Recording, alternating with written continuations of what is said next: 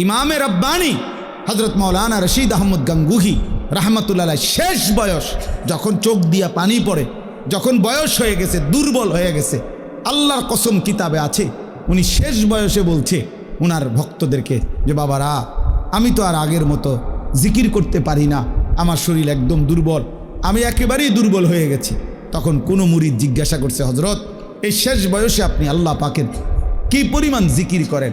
তো উনি বলছেন, বাবা আমি তো এখন দিন রাত মিলে সর্বোচ্চ প্রতিদিন 1,00,000 বারের বেশি তাসবিহ পড়তে পারি।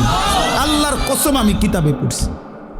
যে সময় তার বয়স 70-এর ঊর্ধ্বে, সেই সময়ে মানুষটা বলতেছে 1,00,000 বার, এখন দুর্বলতার কারণে এর বেশি করতে পারে না।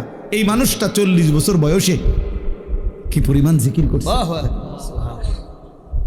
হ্যাঁ, উজানিওয়ালা এত জিকির করে কেন? চরমনাইওয়ালা এত জিকির করে কেন? বুঝেন নাই কথাটা?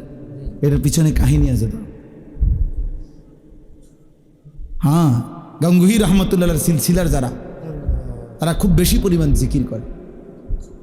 জিকির তাদের কলজার সাথে, শরীরের সাথে মিশে যায়, জবান চলতেই থাকে আল্লাহ পাকের জিকির।